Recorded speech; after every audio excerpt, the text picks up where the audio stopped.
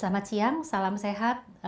Nama saya Nia Kurniati, saya dari Departemen Ilmu Kesehatan Anak, FKUI RSCM, sekaligus sebagai anggota Board of Fellow Clinical Epidemiology, Clinical Epidemiology and Evidence-Based Medicine FKUI RSCM. Siang ini akan menjelaskan mengenai bagaimana cara melakukan appraisal terhadap studi-studi diagnostis. Kita lihat bahwa diagnosis adalah proses yang memang lazim dikerjakan oleh dokter karena ini merupakan kewajiban pertama kita mengenali penyakit, ya. Jadi kalau ada diagnosis, prosedur diagnosis tujuannya adalah untuk meningkatkan kemampuan kita mengenali ada atau tidaknya penyakit. Nah, diagnosis tadi biasanya juga bukan sekedar menentukan ini ada atau tidaknya sakit, tapi juga menentukan keparahan penyakit. Pemeriksaan diagnosis biasanya banyak menggunakan perasat-perasat atau tools, tapi bisa juga pemeriksaan laboratorium atau pencitraan, imaging misalnya. Tujuannya seperti yang tadi saya sebutkan untuk menentukan sakit atau tidak, tapi sebetulnya ini dapat juga digunakan sebagai sarana untuk memantau perjalanan penyakit pasien, ya. Dan pemeriksaan yang sama, tools yang sama dapat juga digunakan untuk mempersiapkan prognosis karena ketika kita menentukan risiko atau menentukan stadium dari satu penyakit, maka itu dengan sendirinya merupakan awal dari penentuan prognosis pada pasien. Tentu saja kalau kita melakukan prosedur diagnosis, apapun itu, apalagi kalau misalnya kita bicara aspek surgical, maka hasil dari upaya diagnosis itu merupakan rencana, dasar rencana untuk melakukan tindakan. Misalnya operasi, lokasinya di mana, sejauh mana, sebelah atas, sebelah bawah, dan sebagainya. Tapi tentu saja, kadang-kadang karena kita tidak tahu sebetulnya kita hadapi apa, kemudian dilakukan saja prosedur diagnostik sama seperti kita mencari saja, aplikasikan begitu, meskipun mungkin bukan itu yang dibutuhkan. Dalam studi diagnostik, maka kita harus tahu ada yang namanya konsep pretest probability. Jadi sebelum kita melakukan uji diagnostiknya, sebetulnya untuk kondisi tersebut terdapat probabilitas penyakit yang sudah ada dan akan kita elaborasi lebih lanjut.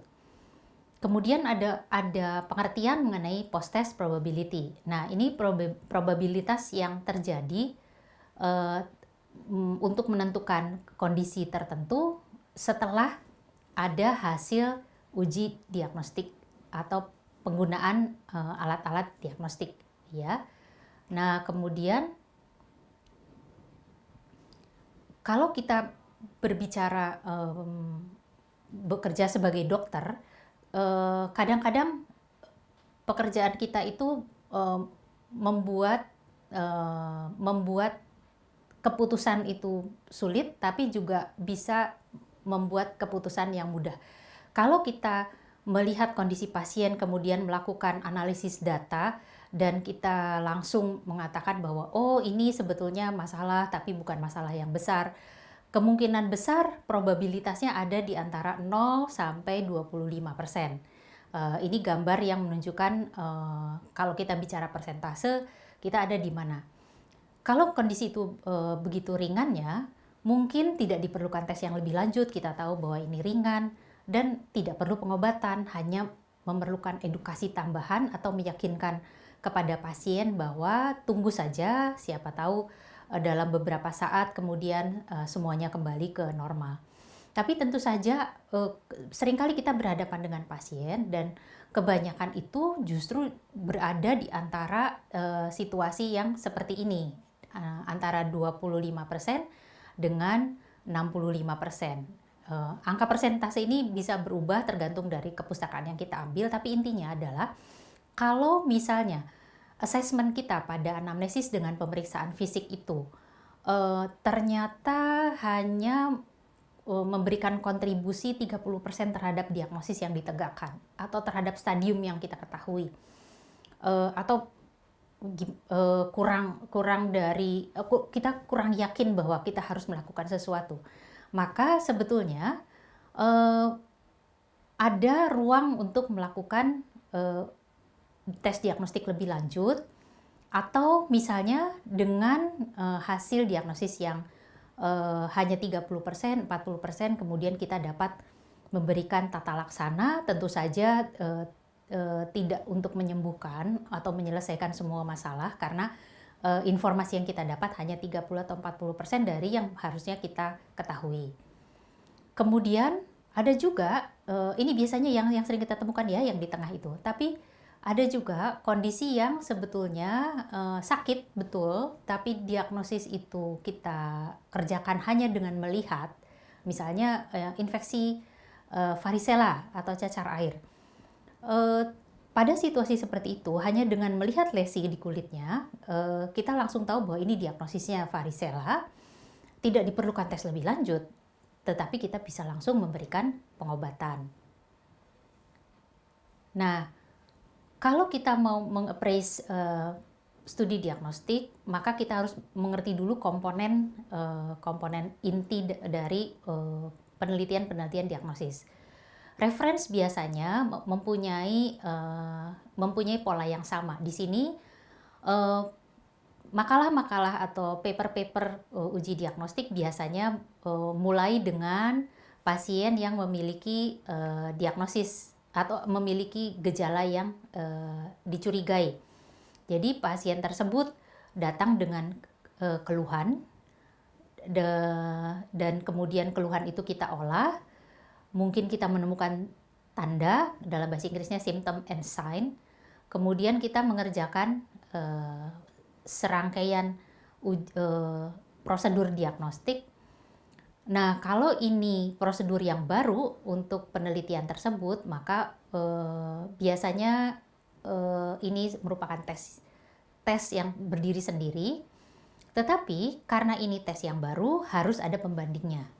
Nah, pembandingnya itu merupakan gold standard atau reference test yang untuk memastikan diagnosis kita itu benar atau salah. Ada karakteristiknya, biasanya diagnostik tes yang diujikan itu lebih baru, atau lebih mudah dikerjakan, atau lebih tidak invasif, sementara reference tes umumnya memerlukan upaya khusus untuk melakukan pemeriksaannya. Contohnya, reference test mungkin kita memeriksa CRP, tetapi reference testnya adalah kultur darah. Dan kultur darah itu dari segi pengambilan sampel mungkin tidak terlalu sulit, tetapi hasilnya perlu menunggu 3-5 hari, dan tidak semua yang kita curigai itu kemudian memberikan nilai yang positif. Sesudah melalui alur seperti ini, nanti didapat hasil apakah ada penyakit atau kondisi yang dicari, ya, atau sama sekali tidak ada. Jadi kalau kita bicara penyakit, sesudah menjalani pemeriksaan dengan uji yang baru dan uji yang standar, gold standard, kemudian kita bisa menentukan ini ada sakitnya atau tidak ada sakitnya. Ya, tentu saja kalau kita menguji diagnostik tes yang baru, jawabannya harus positif, yang betul ya, jawabannya harus positif pada semua orang yang betul-betul sakit, dan negatif pada orang yang sama sekali tidak sakit. Ini hasil yang diharapkan. Kemudian umumnya studi diagnostik itu sebetulnya berusaha menjawab pertanyaan praktek klinis kita sehari-hari. Jadi tes yang baru itu akan diteliti dengan cara yang sama kalau nanti itu akan dipakai untuk layanan rutin di setting klinis yang sesuai. Kemudian penelitian diagnostik biasanya bersifat observasional dan ada prediktor variabel. ini biasanya merupakan test result, dan outcome variable ini biasanya ada atau tidaknya penyakit. Nah, di perhitungan hasil penelitian, kita akan melihat laporan sensitivitas, spesifisitas, kemudian prevalence, baik prior prevalence sebagai prior probability atau probabilitas sebelum dilakukan uji diagnostik yang baru, kemudian juga menggunakan nilai sensitivitas, spesifisitas, dikeluarkan nilai predictive value, ya.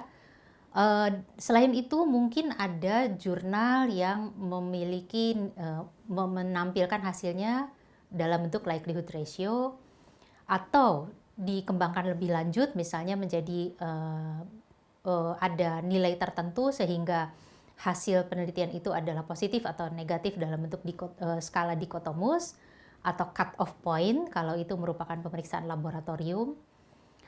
Di sini dikotomus itu bisa positif, bisa negatif.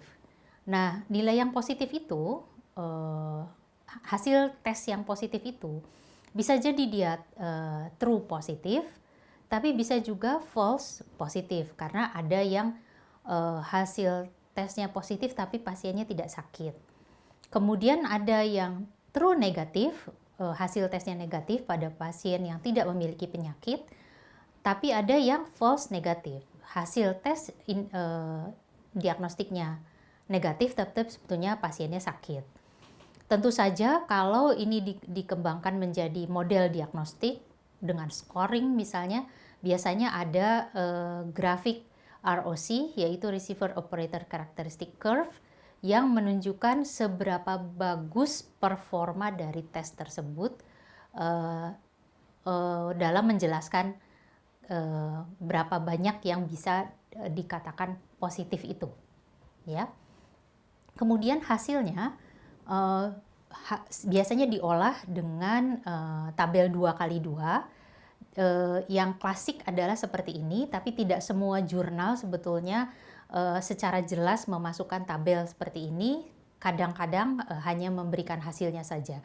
Tetapi sebagai appraisal, kita harus mampu menerjemahkan ini menjadi perhitungan kita sendiri kalau misalnya jurnal tersebut tidak secara eksplisit atau memberikan data yang kita ragukan. Jadi tabel 2x2 ini di penjelasan mengenai barisnya adalah ini hasil tes yang positif maupun tes yang negatif, tes yang baru.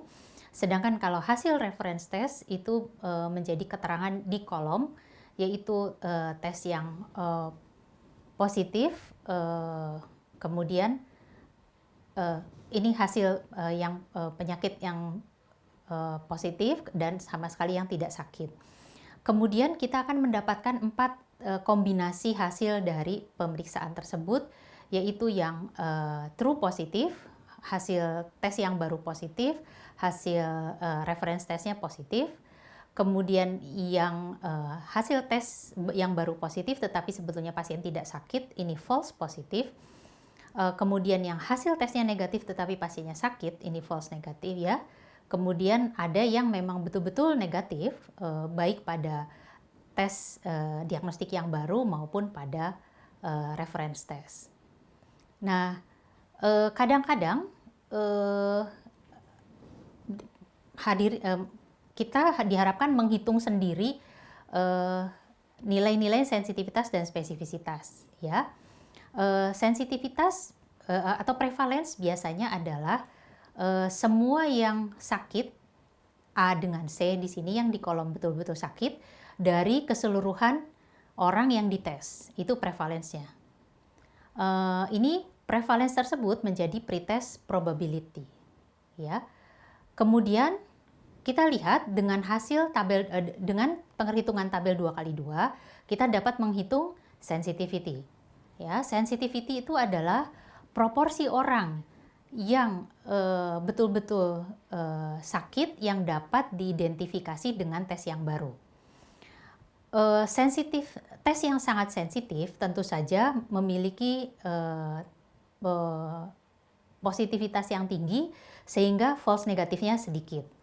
Oleh karena itu, kalau ada satu tes sensitivity-nya tinggi, kemudian hasil tes tersebut negatif, maka dengan sendirinya kita yakin bahwa tidak ada penyakitnya.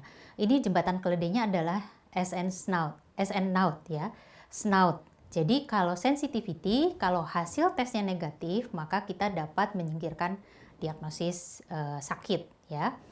Kemudian konsep specificity. Specificity adalah proporsi orang yang benar-benar tidak sakit yang dapat diidentifikasi oleh tes tersebut. Nah, uji spesifisitas harusnya sedikit sekali memberikan nilai positif palsu atau false positif yang kita anggap baik.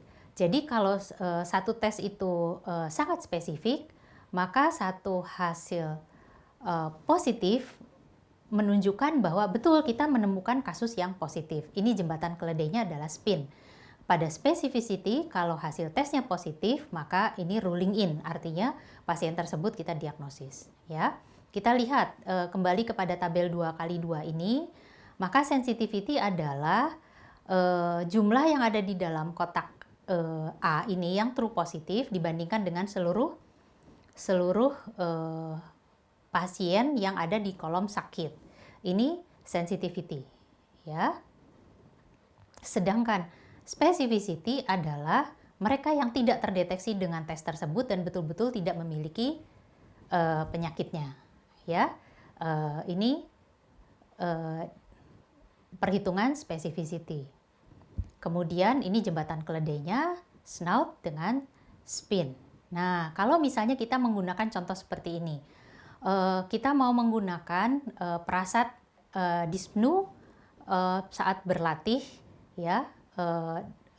Kemudian kita aplikasikan pada mereka yang terdiagnosis congestive heart failure.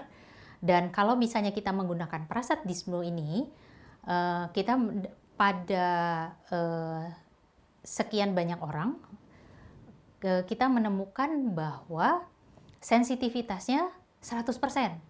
Semua penderita congestive heart failure itu memiliki gejala dyspnea on exertion, ya.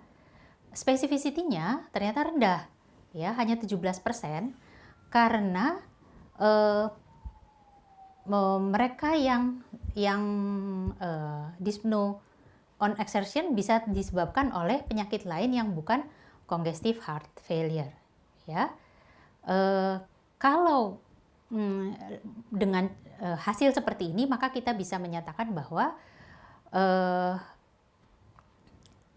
mereka yang memiliki CHF, ya, nggak ada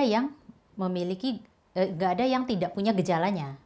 Ya, jadi kalau misalnya nanti ini sangat sensitif, berarti kalau hasilnya negatif seperti ini, maka kita bisa yakinkan bahwa tidak ada congestive heart failure.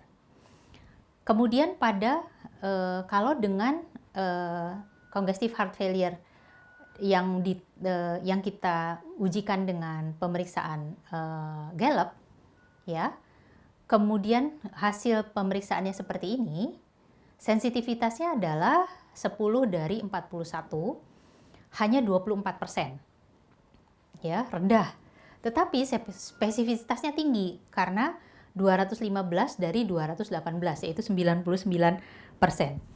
Oleh karena itu, kalau ada satu pasien yang memiliki pemeriksaan Gallup dan kita temukan, artinya kan nilainya positif, maka sudah pasti mereka kita curigai memiliki congestive heart failure. Jadi itu cara membacanya, ya. Snout dengan spin, ya. Saya akan ingatkan kembali. Nah, kita sekarang melihat kalau kita menggunakan serum ferritin ini, ya. Serum ferritin ini kita bagi dua, positif kalau kurang dari 65 milimol per liter, negatif kalau lebih dari 65 milimol per liter, ya. Kemudian penyakit yang akan dituju adalah anemia defisiensi besi. dengan prasat ini kita menemukan bahwa sensitivitasnya sekitar 731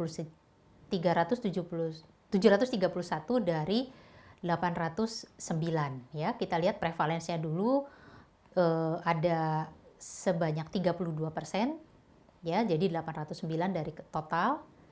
Kemudian sensitivitasnya 731 dari 809 adalah 90%. Spesifisitasnya 1500 dari 1770 yaitu 85%. Di sini kita lihat lebih tinggi sensitivitasnya daripada spesifisitasnya. Kemudian kita kenalkan penilaian yang baru. Biasanya kita gunakan untuk menilai diagnosis pada individu. Nah, di sini positive predictive value itu adalah kalau seorang tesnya positif, seberapa besar tes ini berguna untuk menentukan diagnosis anemia defisiensi besi. Maka cara menghitungnya adalah mereka yang true positif ini dibandingkan dengan semua yang tesnya positif. Ternyata positive predictive value dari hasil serum ferritin adalah 73%. Kita lihat negatif predictive value-nya. Kalau hasilnya negatif, berapa besar kemampuan hasil ini menjelaskan anemia defisiensi besi. Ternyata negatif predictive value-nya lebih baik, 95%. Artinya apa ini? Ya, artinya kalau ada hasil tes yang positif, maka chance untuk anemia defisiensi besinya sebesar 73%. Ada 27% pasien yang mungkin meleset, ya, kita tidak mendiagnosis, tidak dapat menggunakan prasat ini. Sedangkan kalau misalnya hasilnya negatif, yakin negatif atau tidak, nah tetapi dengan negatif predictive value yang tinggi, hanya 5% yang akan meleset didiagnosis dengan pemeriksaan ini, ya. Nah, kemudian kita pelajari bahwa ada cara lain yang juga biasanya dipresentasikan sebagai hasil penelitian, yaitu likelihood ratio. Likelihood ratio dapat dihitung dengan berbagai cara, tetapi yang diajarkan di sini adalah penggunaan sensitivitas dan spesifisitas. Jadi di sini positive likelihood ratio adalah kalau sensitivitas dibandingkan dengan 1 dikurangi spesifisitas. Jadi 1 dikurangi spesifisitas artinya false positivity, ya. 90 kita lihat spesifisitinya 85%. Jadi false positive rate-nya sekitar 15%. Maka likelihood ratio positive likelihood ratio-nya adalah 6, ya. Nah, kalau sudah ada likelihood ratio, kemudian kita melihat misalnya prevalence di sana itu 32%. Hanya dengan diagnosis misalnya hemoglobin.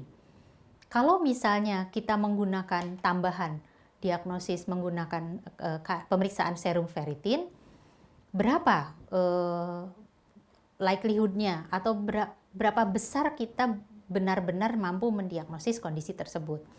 Nah, ini biasanya ada pretest odds yang dikalikan dengan likelihood ratio. Jadi di sini biasanya odds-nya itu pretest odds-nya itu biasanya prevalence dikalikan dengan likelihood ratio. Kita kembali dulu, lihat konsep odds adalah rasio dari 2 probabilitas. Jadi perbedaannya dengan perhitungan sensitivitas atau spesifisitas adalah saya kembali ke gambar ini, pada sensitivitas yang dibandingkan atau dihitung adalah yang true positif ini dibandingkan dengan semua yang positif yang memiliki penyakit. Jadi komponen penyebutnya, kalau kita mengatakan pembilang dan penyebut, termasuk yang hasil tesnya negatif, ya. Tapi kalau odds di sini adalah 731 berhadapan dengan 78, ya. Atau 1.500 berhadapan dengan 270, ya. Nah, penjelasannya seperti ini. Odds itu merupakan eh, kalau kita bicara sekelompok orang, maka sebagian yang mengalami disease itu odds-nya P, kemudian sebagian lagi adalah 1 dikurangi P-nya, ya. Sedangkan probabilitas adalah odds yang dibagi 1 ditambah nilai odds yang tadi sudah kita hitung. Kemudian likelihood ratio. Kalau dia positif, ya,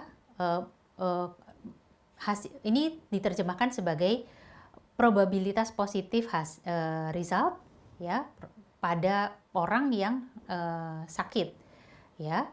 Tapi bisa juga kita anggap sebagai probabilitas pasien yang tidak ada sakitnya, tergantung dari nilai likelihood ratio-nya. Tapi nanti dihitungnya adalah pretest odds-nya prevalence kali likelihood ratio-nya, bisa negatif bisa positif, ya.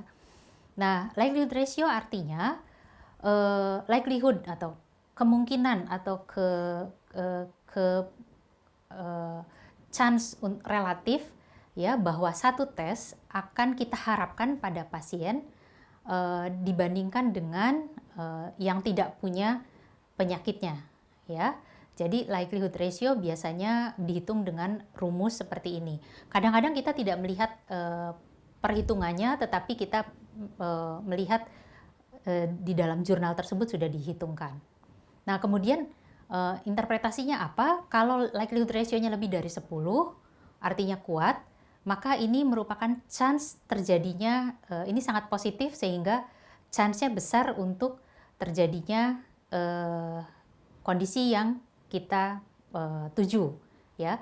Kemudian kalau likelihood ratio-nya kecil, 0,1 atau kurang, maka kecil kemungkinannya, jadi hasil negatifnya lebih besar dibandingkan dengan pretest probability.